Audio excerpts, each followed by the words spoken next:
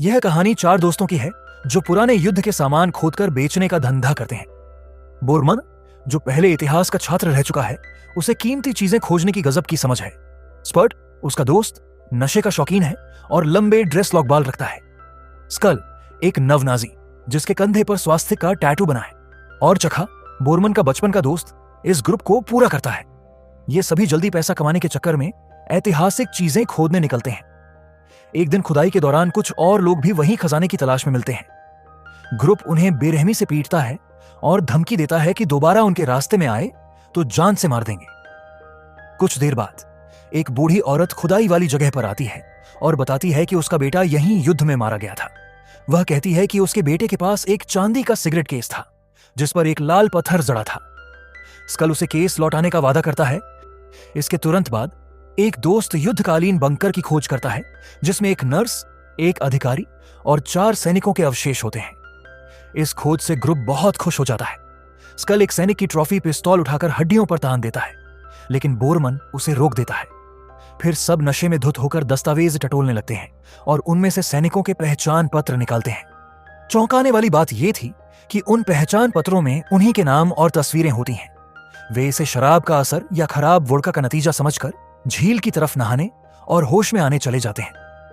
थोड़ी देर बाद जब वे झील में तैर रहे होते हैं तो अचानक उनके पास से गोलियां गुजरने लगती हैं और जोरदार धमाकों की आवाजें आने लगती हैं। हैरान परेशान वे पानी से बाहर निकलते हैं और देखते हैं कि वे किसी तरह सीधा एक युद्ध के मैदान के बीचों बीच आ गए हैं। चारों तरफ गोलाबारी हो रही है, तोपों के गोले गिर रहे हैं और कोई उन्हें निशाना भी बना रहा है। घबराकर वे वापस पानी में कूद जाते हैं और तैरते हुए किनारे की ओर भागने लगते हैं। जब वे जमीन पर पहुंचते हैं तो देखते हैं कि उनकी सारी चीजें गायब हो चुकी हैं और दुनिया पूरी तरह बदल गई है। जिस गर्म धूप वाली दोपहर में वे पानी में कूदे थे, अब वह सर्द और बारिश से भरी रात में बदल चुकी थी। वे गोलाबारी और हमलों से बचने के लिए जंगल की ओर भागते हैं, लेकिन वहां कुछ हथियारबंद अजनबियों से घिर जाते हैं। स्कल लड़ने की कोशिश करता है और कुछ घूंसे मार भी देता है, लेकिन जल्द ही उन्हें दबोच लिया जाता है। बोरमन, जो सबसे पहले हालात को समझ पाता है, जान जाता है कि वे किसी तरह समय में पीछे सीधे द्वितीय विश्व युद्ध के बीच पहुंच चुके हैं। यह महसूस करते ही वह स्थिति को संभालने की कोशिश करता है और एक सीनियर अधिकारी यानोव को यह घटना बताए। यानोव को लगता है कि बोरमन और उसके दोस्त वे सैनिक हैं जो जर्मन सेना की घेराबंदी से बचकर भागने की कोशिश कर रहे थे। जब उन्हें एहसास होता है कि वे सोवियत सैनिकों के बीच आ गए हैं तो बोरमन जल्दी से स्कल को अपने स्वास्तिक टैटू को कीचड़ से ढकने के लिए कहता है, वरना उसे तुरंत गोली मार दी जाएगी। इसी दौरान स्कल बाकी दोस्तों को सलाह देता है कि वे अपनी घड़ियां छिपा लें, वरना अधिकारी उन पर शक कर सकते हैं। फिर चारों को एक बंकर में ले जाया जाता है जहां अधिकारी उनकी किस्मत का फैसला कर रहे होते हैं। राजनीतिक अधिकारी अलेक्जेंडर कारेनो को लगता है कि ये चारों या तो भगोड़े हैं या देशद्रोही, इसलिए वह इन्हें तुरंत मारने की सलाह देता है। बोरमन, चखा, स्कल और स्पर्ट इस फैसले का जमकर विरोध करते हैं और सच बताने की कोशिश करते हैं कि वे भविष्य से आए हैं और गलती से यहां फंस गए हैं, लेकिन कोई भी उनकी बात पर यकीन नहीं करता। एक सार्जेंट मेजर सुझाव देता है कि शायद ये चारों किसी धमाके की चपेट में आकर जख्मी हो गए हैं, जिससे इनका दिमाग काम नहीं कर रहा और ये बकवास कर रहे हैं। झील के पास सैनिकों को कुछ दस्तावेज मिलते हैं जो साबित करते हैं कि बोरमन और उसके दोस्त असल में उसी यूनिट के सैनिक हैं जो दुश्मन से घिरी हुई थी। चारों दोस्त अब समझ जाते हैं कि वे सच में अतीत में फंस चुके हैं और किसी भी हालत में वापस अपने समय में लौटना होगा। लेकिन यह कैसे हुआ और अब आगे क्या करना है, यह किसी को नहीं पता। इसलिए वे रात होने तक इंतजार करने का फैसला करते हैं ताकि चुपचाप झील तक लौट सकें। अगली सुबह वे सैनिकों और अधिकारियों से मिलते हैं। स्कल की मुलाकात सीनियर लेफ्टिनेंट अलेक्सी डेमन से होती है और दोनों बातचीत करने लगते हैं। इसी दौरान बोरमन अपनी घड़ी पर नजर डालता है और देखता है कि आज 19 अगस्त 1942 है। चारों दोस्त फैसला करते हैं कि बिना किसी को शक होने दिए रात होने का इंतजार करेंगे, लेकिन तभी उनकी मुलाकात एक खूबसूरत नर्स नीना पोवा से होती है। चखा और बोरमन दोनों उस पर फिदा हो जाते हैं और उसे इंप्रेस करने के लिए ऊल जलूल तारीफें करने लगते हैं, लेकिन नीना उन पर ध्यान नहीं देती। अचानक एक जर्मन एयर स्ट्राइक शुरू हो जाती है। बम वर्षक बॉम्बर्स सोवियत ठिकानों पर कई बम गिरा देते हैं और मशीन गनों से ताबड़तोड़ फायरिंग शुरू हो जाती है। चारों दोस्त इसके लिए बिल्कुल तैयार नहीं थे, क्योंकि उन्होंने कभी युद्ध की असली भयावहता नहीं देखी थी। चारों घबरा जाते हैं, लेकिन सार्जेंट मेजर उन्हें आदेश देता है कि वे हथियार उठाएं और लड़ाई में शामिल हों। अब उनके पास मानने के अलावा कोई और चारा नहीं होता। चारों दोस्त देख रहे थे कि सोवियत सैनिक धड़ाधड़ मारे जा रहे थे। बोरमन और उसके साथी भी गिर चुके सैनिकों के हथियार उठाकर लड़ाई के लिए तैयार हो जाते हैं।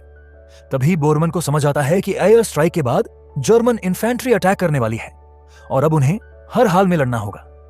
कुछ ही देर बाद सोवियत सेना देखती है कि जर्मन टैंक आगे बढ़ रहे हैं और वे अपनी पैदल सेना इन्फेंट्री की मदद कर रहे हैं। लेफ्टिनेंट डेमन के नेतृत्व में सोवियत सैनिक जवाबी फायरिंग शुरू कर देते हैं ताकि दुश्मन उनकी पोजीशन न कब्जा कर सके। इधर चखा, स्कल, स्पर्ट और बोरमन इस लड़ाई के लिए बिल्कुल तैयार नहीं थे।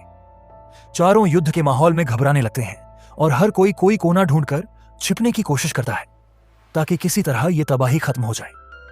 लेकिन जल्द ही उन्हें समझ आता है कि टैंकों की मोटी आर्मर पर उनके हथियारों की गोलियां कोई असर नहीं कर रही। सार्जेंट मेजर अपने एक सैनिक को आदेश देता है कि वह टैंक को नष्ट करने के लिए कुछ हैंड ग्रेनेड का इस्तेमाल करे। सैनिक को पता होता है कि ऐसा करने के लिए उसे टैंक के करीब जाना पड़ेगा, जिससे उसकी जान जा सकती है। लेकिन वह अपनी देशभक्ति दिखाते हुए जान की परवाह किए बिना आगे बढ़ता है। खाइयों से निकलकर वह सैनिक दुश्मन के सबसे नजदीकी टैंक तक पहुंचने में सफल होता है और अपने ग्रेनेड से उसे उड़ा देता है। बोरमन देखता है कि निडर नीना उसके और उसके दोस्तों की तरह डर कर छिप नहीं रही, बल्कि वह बहादुरी से रेंगते हुए युद्ध क्षेत्र में एक घायल सैनिक की मदद करने जा रही है। बोरमन अपनी भावनाओं पर काबू पाते हुए खाई से बाहर निकलता है और नीना के साथ मिलकर घायल सैनिक को सुरक्षित जगह तक खींचकर लाने में मदद करता है। इस दौरान उसे एक हल्की चोट लग जाती है और वह घबरा जाता है, लेकिन नीना उसे दिलासा देती है कि यह सिर्फ एक मामूली खरोंच है, कुछ गंभीर नहीं। उसी समय सीनियर लेफ्टिनेंट चखा से अपने राइफल के लिए आर्मर पियर्सिंग राउंड लाने के लिए कहता है। एक सटीक निशाना लगाते हुए लेफ्टिनेंट दुश्मन के दूसरे टैंक को भी बंद कर देता है। जर्मन सैनिक समझ जाते हैं कि आगे बढ़ना नामुमकिन है और वे पीछे हट जाते हैं। सोवियत सैनिक इस जीत का जश्न मनाते हैं। जश्न के जोश में बोरमन नीना को चूमने की कोशिश करता है, लेकिन बदले में उसे एक जोरदार थप्पड़ पड़ता है। कुछ घंटों बाद चक्खा और बोरमन जंगल से जंगली फूलों का गुलदस्ता लेकर मोबाइल अस्पताल पहुंचते हैं ताकि नीना से अपने प्यार का इजहार कर सके। लेकिन यहां बोरमन, जो खुद को ग्रुप का लीडर समझता है, शर्मीले और भोले भाले चक्खा को रोक देता है। बोरमन पूरे आत्मविश्वास के साथ नीना को पटाने की कोशिश करता है और खुलेआम उसके लिए अपना प्यार जाहिर करता है। लेकिन नीना के लिए फिलहाल युद्ध जीतना किसी भी रिश्ते से ज्यादा जरूरी है।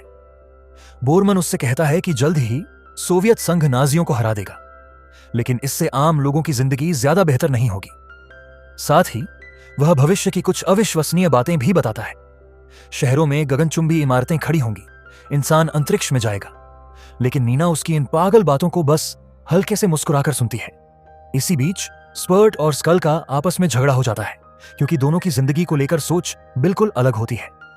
युद्ध में आने के बाद स्कल की सोच बदल चुकी होती है। अब वह अपने देश के लिए लड़ने के असली मायने समझ चुका है और अब किसी के तानों को बर्दाश्त नहीं करता। एक दिन स्पर्ट उसे जानबूझकर उकसाता है, जिससे दोनों के बीच जबरदस्त लड़ाई छिड़ जाती है। सार्जेंट मेजर बीच बचाव करता है, दोनों को शांत कराता है और धमकी देता है कि अगर दोबारा ऐसा हुआ तो उन्हें कोर्ट मार्शल में भेज दिया जाएगा। सजा के तौर पर चारों दोस्तों को कैंप से बाहर भेज दिया जाता है ताकि वे उन सैनिकों के लिए एक सामूहिक कब्र खोदें जो नाजी हमले में मारे गए थे। कई साथियों को दफनाने के बाद दोस्तों को पहली बार महसूस होता है कि उन्होंने यहां जिन लोगों को अपना समझा, उन्हें खोना कितना दर्दनाक है। शाम को चारों झील तक भागने की योजना बनाते हैं, लेकिन उससे पहले एक सांस्कृतिक कार्यक्रम में जाने का फैसला करते हैं, जिसमें नीना परफॉर्म करने वाली होती है। जब वह मंच पर आती है और एक भावनात्मक और रोमांटिक गीत गाती है, तो पूरा माहौल मंत्रमुग्ध हो जाता है। गाने के बाद माहौल हल्का करने के लिए स्पर्ट एक मॉडर्न धुन बजाने का फैसला करता है और बोरमन भी उसके साथ सुर मिलाता है। उस रात बोरमन अपने दोस्तों के साथ भागने की योजना को टाल देता है ताकि वह नीना से अकेले मिल सके। वह एक बार फिर अपने प्यार का इजहार करता है और उसे चूमने की कोशिश करता है, लेकिन नीना फिर से उसे दूर धकेल देती है। थोड़ी देर बाद बोरमन अपने दोस्तों के पास लौट आता है और वे चारों फ्रंट लाइन के रास्ते से भागने की कोशिश करते हैं। जब वे चारों झील के किनारे पहुंचते हैं तो बिना समय गंवाए ठंडे पानी में कूद जाते हैं, लेकिन कुछ नहीं होता। वे वापस अपने समय में नहीं लौट पाते। झील के किनारे पर उन्हें सार्जेंट मेजर और कई सैनिकों ने घेर लिया होता है। अगली सुबह सजा के तौर पर चारों को आलू छीलने का काम सौंप दिया जाता है। इस दौरान वे बीती रात हुई घटनाओं पर चर्चा करते हैं और महसूस करते हैं कि अगर उन्हें वापस अपने समय में जाना है तो उन्हें हर हाल में साथ रहना होगा। लेकिन वे यह समझ नहीं पाते कि यह कैसे संभव होगा। अचानक एक बूढ़ी औरत वहां आ जाती है, जिससे सभी दोस्त चौंक जाते हैं। वे तुरंत उससे माफी मांगते हैं, लेकिन वह कुछ समझ ही नहीं पाती कि वे क्या कह रहे हैं। सार्जेंट मेजर बीच में आकर बूढ़ी औरत को पागल सैनिकों से बचाने की कोशिश करता है। इस दौरान बोरमन को शक होता है कि उनके अतीत में फंसने का राज स्कल के वादे से जुड़ा है। स्कल ने बूढ़ी औरत से वादा किया था कि वह उसके बेटे दिमित्री सुओव को खोजकर उसका वह चांदी का सिगरेट केस वापस लाएगा, जिसमें बीच में लाल पत्थर जड़ा हुआ था। बोरमन और उसके दोस्त इस बारे में सार्जेंट मेजर से बात करते हैं। वह बताता है कि यह नामुमकिन है, क्योंकि सुओव एक स्काउट था जो दुश्मन की पंक्तियों में घुस गया था और फिर कभी वापस नहीं लौटा। इसी बीच स्पेशल डिपार्टमेंट से एक कप्तान कैंप में आता है। जोरिन फ्रंट लाइन पर पहुंचता है और चारों सैनिकों को पूछताछ के लिए बुलाता है। वह यह जानना चाहता है कि ये चारों कैसे बिना किसी चोट के बारूदी सुरंगों, ग्रेनेड और कांटेदार तारों के बीच से गुजरने में सफल हुए। कप्तान को शक है कि ये चारों नाजी सेना के लिए काम करने वाले गद्दार हैं, लेकिन उसके पास कोई ठोस सबूत नहीं है। इसीलिए वे अपनी वफादारी को परखने के लिए एक मिशन पर भेजने का फैसला करते हैं। जोरिन प्रस्ताव रखता है कि वे एक रेकी मिशन पर जाएं। उनका काम है दुश्मन की पंक्तियों में घुसकर एक अधिकारी को पकड़ना और उससे कीमती जानकारी निकालना। मिशन पर जाने से पहले दोस्त अपने डॉक्यूमेंट्स को एक तिजोरी में लॉक कर लेते हैं। स्पर्ट को महसूस होता है कि यह मिशन खतरनाक हो सकता है और वे जख्मी भी हो सकते हैं। जब वे एक परित्यक्त बंकर में पहुंचते हैं तो वे एक अधिकारी, एक नर्स और 4 सैनिकों की हड्डियां पाते हैं। स्पर्ट का मानना है कि ये उनकी ही हड्डियां हैं और वे आने वाले आर्टिलरी बमबारी से नहीं बच पाएंगे। ठंडे दिमाग से बोरमन सुझाव देता है कि मिशन पर ध्यान दें, क्योंकि यह उनके लिए पुरानी औरत के बेटे को ढूंढने का मौका हो सकता है। उन्हें ठीक 62 घंटे हैं बमबारी होने से पहले, और इन घंटों में उन्हें झील तक वापस जाना होगा ताकि वे भविष्य में वापस लौट सकें। उस रात चारों दोस्त और सार्जेंट मेजर दुश्मन के इलाके में चोरी चुपके घुसते हैं।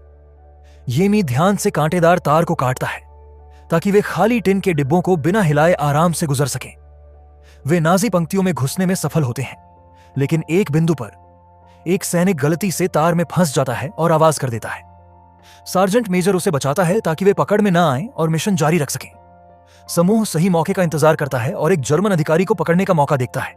वे उसे काबू में कर लेते हैं, लेकिन उनका भागने का प्लान फेल हो जाता है। जैसे ही वे उसे लेकर निकलने की कोशिश करते हैं, अधिकारी जोर जोर से चिल्लाने लगता है, जिससे नाजियों को पता चल जाता है। फौरन अलार्म बजा दिया जाता है। सार्जेंट मेजर हालात को समझ जाता है और फैसला करता है कि वह पीछे रहकर दुश्मनों को रोकेगा ताकि बाकी सैनिक सुरक्षित निकल सके। फिर वह अपने साथियों से कहता है कि वे उसे ग्रेनेड देकर भाग जाएं। चारों दोस्त जर्मन अधिकारी को लेकर पीछे हट जाते हैं, जबकि सार्जेंट मेजर एक टूटे हुए गोले के गड्ढे में छिप जाता है और पीछा कर रहे दुश्मनों पर गोलियां चलाने लगता है। वह दर्जनों नाजी सैनिकों को मार गिराता है, लेकिन आखिरकार एक और गोले के धमाके में शहीद हो जाता है। अगली सुबह चारों दोस्त झील की ओर बढ़ते हैं, यह सोचकर कि वे अपने दुश्मनों से बचकर निकल आए हैं, लेकिन वे गलत थे। एक समूह जर्मन सैनिकों ने उन्हें घेर लिया और चारों दोस्तों को कैदी बना लिया गया। इतिहास को अच्छी तरह जानने वाला बोरमन जर्मन अधिकारी से कहता है कि यह युद्ध कैसे खत्म होगा। वह अधिकारी को चौंका देता है जब वह उसकी जीवनी के सही सही बातें बताता है। बाकी दोस्तों को एक खेत में भेज दिया जाता है, लेकिन अधिकारी बोरमन से अकेले में बात करने का फैसला करता है। अधिकारी बोरमन को खाना और शराब देता है, फिर उससे पूछता है कि सोवियत सेना कहां स्थित है। बोरमन उसे जर्मनों और हिटलर के लिए एक कड़वी सच्चाई बताता है, लेकिन आखिरकार उसे भी खेत में बाकी दोस्तों के पास भेज दिया जाता है। खेत में उनकी मुलाकात एक घायल रेड आर्मी सैनिक से होती है, सोव। वे उससे चांदी की सिगरेट केस के बारे में पूछते हैं और महसूस करते हैं कि यही वही केस है जिसका जिक्र वह बूढ़ी औरत कर रही थी। एक वक्त पर स्पर्ट स्कल को उकसाने के लिए सोव से कहता है कि भविष्य में मॉस्को की सड़कों पर नव नाजी हिटलर जिंदाबाद के नारे लगाएंगे। गुस्से में उबलता सोव स्पर्ट पर झपट पड़ता है और उसे गला घोंटने की कोशिश करता है, लेकिन तभी जर्मन गार्ड मशीन गन से हवा में फायर करता है और लड़ाई रुक जाती है। शाम के समय सोव उन्हें बताता है कि उसने एक सुरंग खोदी है जिससे वे भाग सकते हैं। चारों दोस्त खलिहान से चुपके से निकलने की कोशिश करते हैं, लेकिन तभी स्पर्ट को जोर की खांसी आ जाती है, जिससे उनके पकड़े जाने का खतरा बढ़ जाता है। इस मौके पर सोव बोरमन को वह सिगरेट केस थमाता है और उससे अपनी मां तक पहुंचाने की गुजारिश करता है। फिर वह गार्ड का ध्यान भटकाने के लिए देशभक्ति के गाने गाने लगता है। गाना सुनकर गार्ड गुस्से में आ जाता है और थके हुए सोव को गोली मार देता है, लेकिन इस बलिदान की वजह से चारों दोस्त भागने में सफल हो जाते हैं और अपनी सोवियत टुकड़ी तक लौट आते हैं। स्पेशल यूनिट का कप्तान इस बात पर संदेह करता है कि चारों दोस्त बिना किसी चोट के वापस कैसे आ गए, जबकि सार्जेंट मेजर मारा गया। हालांकि मिशन नाकाम रहा। नीना बोरमन को देखकर हैरान रह जाती है कि वह जिंदा लौट आया। वह खुशी से फूली नहीं समाती कि उसका प्रियतम इस असफल मिशन से बच निकला। चूचा यह सब सुन लेता है और छुपकर उन दोनों पर नजर रखने के लिए एक पेड़ पर चढ़ जाता है। चूचा गलती से पेड़ से गिर जाता है, जिससे उनका रोमांस बीच में ही रुक जाता है। गुस्से में बोरमन चूचा की पिटाई कर देता है, लेकिन तभी स्पेशल यूनिट का कप्तान वहां पहुंच जाता है। कप्तान दोनों को जेल के तहखाने में डालने का हुक्म देता है और चेतावनी देता है कि अगर उन्होंने फिर से आपस में झगड़ा किया तो उन्हें गद्दार समझकर गोली मार दी जाएगी। नीना अधिकारियों से बहस करती है, लेकिन सिर्फ चूचा को रिहा करवाने में कामयाब होती है। चूंकि नीना ने अधिकारी की बजाय बोरमन को चुना, इसलिए अधिकारी चूचा को छोड़ देता है, लेकिन बोरमन को तहखाने में ही रहने देता है। चूचा और स्पर्ट झील तक भागने की योजना बनाते हैं, लेकिन स्कल इसका विरोध करता है। वह कहता है कि वे चारों साथ आए थे, इसलिए उन्हें वापस भी चारों साथ ही लौटना होगा। वे सुबह तक इंतजार करने का फैसला करते हैं ताकि बोरमन रिहा हो सके। रात के समय नीना चोरी छिपे तहखाने में आती है, बोरमन को आजाद करती है, उसे खाना खिलाती है और कुछ घंटे उसके साथ बिताती है। सुबह सीनियर लेफ्टिनेंट अपनी मां के लिए एक पत्र लिखता है, जिसे भविष्य में चारों दोस्त ढूंढने वाले हैं। अधिकारी और सैनिक दुश्मन के ठिकानों को तबाह करने के लिए हमले की तैयारी करते हैं। बोरमन को रिहा कर दिया जाता है, लेकिन चारों दोस्तों को एहसास होता है कि झील की ओर भागना बेकार है। अगर वे भागने की कोशिश करेंगे तो उनके ही साथी उन्हें गद्दार समझकर गोली मार देंगे। अब उनके पास एक ही रास्ता है, युद्ध में हिस्सा लेना और उस बंकर से दूर रहना जिस पर दुश्मन का गोला गिरने वाला है। स्पर्ट सैनिकों का हौसला बढ़ाने के लिए एक गीत गाता है। कुछ मिनट बाद अधिकारियों द्वारा हमले की तैयारी का आदेश दिया जाता है। सोवियत सेना जबरदस्त तोपखाने की बमबारी से हमला शुरू करती है, जिससे दुश्मन के बीच डर और अफरा तफरी फैल जाती है। इसके तुरंत बाद टैंक युद्ध क्षेत्र में आगे बढ़ते हैं और फिर पैदल सैनिक हमला करते हैं। बोरमन अपनी जीत को लेकर आत्मविश्वास से भरा है। वह सबसे पहले अपने साथियों के साथ सैनिकों में शामिल होता है। वह डरा हुआ है, लेकिन फिर भी दुश्मन की पोजीशन की ओर दौड़ता है। रास्ते में वह देखता है कि हर सेकंड उसके दर्जनों साथी तोपों और गोलियों की चपेट में आकर गिर रहे हैं। इसके बावजूद कोई भी पीछे हटने या हमला रोकने का इरादा नहीं रखता। जल्द ही उसके दोस्त भी उसके साथ जुड़ जाते हैं। वे भी गोलियों की बारिश के बीच अपनी जान गंवाने से डरते हैं, लेकिन अब उनके पास कोई दूसरा विकल्प नहीं बचा। लड़ाई के दौरान राजनीतिक अधिकारी गर्दन पर गोली लगने से घायल हो जाता है। देखते ही नीना अपने डर को दरकिनार कर घायल सैनिकों की मदद के लिए मैदान में उतरती है। इसी बीच एक गोला बोरमन के पास फटता है, जिससे उसकी टांग में चोट लगती है। दर्द में वह पास के एक गड्ढे में छिप जाता है। कुछ ही देर में नीना उसे ढूंढ लेती है। नीना अपने प्रिय बोरमन की चोट का इलाज करती है और उसे बंकर लौटने के लिए कहती है। उधर चूचा और स्कल सीनियर लेफ्टिनेंट के साथ उसी खाई में होते हैं। अधिकारी को एहसास होता है कि जब तक दुश्मन की पिल बॉक्स, मजबूत रक्षा चौकी नष्ट नहीं होती, हमला व्यर्थ है। वह स्कल को कुछ हथगोले लेकर आगे बढ़ने और दुश्मन की रक्षा चौकी को नष्ट करने का आदेश देता है। स्कल मदद करना चाहता है, लेकिन डरता है। लेफ्टिनेंट उसे और चूचा को कोर्ट मार्शल भेजने की धमकी देता है, जिससे वे मजबूरी में आगे बढ़ाते हैं। इसी दौरान स्पर्ट डरकर युद्ध से भाग जाता है और कुछ डरपोक सैनिकों के साथ पहाड़ी के पीछे छिप जाता है। थोड़ी देर बाद बोरमन गड्ढे से बाहर निकलता है और देखता है कि नीना अब भी घायल सैनिकों की मदद कर रही है। नीना अपनी जान जोखिम में डालकर एक घायल अधिकारी को खींचकर युद्ध के मैदान से बाहर निकालने की कोशिश करती है। बोरमन देखता है कि बंकर पर दुश्मन का गोला गिरने वाला है। वह नीना को चिल्लाकर रोकने की कोशिश करता है, लेकिन वह सुन नहीं पाती। नीना घायल अधिकारी और 4 सैनिकों के साथ बंकर में चली जाती है। बोरमन की घड़ी का टाइमर 0 पर पहुंच जाता है और वह डर के मारे बंकर की ओर देखता है। कुछ देर तक कुछ नहीं होता तो उसे लगता है कि शायद उसकी भविष्यवाणी गलत थी, लेकिन अगले ही पल एक गोला बंकर पर गिरता है और भयानक विस्फोट होता है। बोरमन अपनी आंखों से यह दृश्य देखता है और समझ जाता है कि नीना अब इस दुनिया में नहीं रही। नीना की मौत के बावजूद स्कल और चूचा बहादुरी से दुश्मन की ओर बढ़ते रहते हैं। अब बोरमन भी डर छोड़कर उनके साथ जुड़ जाता है। सोवियत सेना एक और भारी तोपखाने हमला करती है। इसके बाद बोरमन, स्कल और चूचा मिलकर दुश्मन की पिलबॉक्स को चारों ओर से घेर लेते हैं। बोरमन और उसके दोस्त दुश्मनों पर गोलियां बरसाते हैं और फिर बोरमन हैंड ग्रेनेड से पिलबॉक्स को उड़ा देता है। युद्ध का अंत नजदीक देख अब छिपे हुए कायर सैनिक और स्पर्ट भी अंतिम हमले में शामिल हो जाते हैं। इसी दौरान एक जर्मन अधिकारी चूचा को गोली मार देता है और उसे गंभीर रूप से घायल कर देता है। बाकी दोस्त युद्ध खत्म करके अपनी जीत पक्की कर लेते हैं। चारों दोस्त युद्ध के मैदान से निकलकर झील की ओर दौड़ते हैं। वे झील में कूदते हैं और जब वे पानी से बाहर आते हैं तो पाते हैं कि वे अपने समय में लौट चुके हैं। वे समझ जाते हैं कि उन्होंने यहां आकर जो कुछ करना था वह पूरा हो चुका है। बोरमन नाह की मौत को स्वीकार नहीं कर पाता, जबकि चूचा अपने घाव से उबर रहा है, क्योंकि उनके समय में उसे किसी ने गोली नहीं मारी थी। स्कल समझ जाता है कि हमारे पूर्वजों ने द्वितीय विश्व युद्ध में जीत के लिए कितनी कठिन लड़ाई लड़ी थी। यह एहसास होते ही वह एक नुकीले पत्थर से अपनी स्वास्थ्य टैटू को मिटा देता है। अगर इस फिल्म के पात्रों को अतीत की घटनाओं को प्रभावित करने या युद्ध के महत्वपूर्ण क्षणों के बारे में चेतावनी देने का मौका मिलता तो यह कितना नैतिक होता और इसके क्या परिणाम हो सकते थे। क्या अतीत में हस्तक्षेप करके हम लोगों की जान बचा सकते थे या यह इतिहास की पूरी कड़ी को बर्बाद कर देता? अपने विचार हमें कमेंट्स में बताएं, वीडियो को लाइक करें और चैनल को सब्सक्राइब करना न भूलें। मिलते हैं अगले वीडियो में।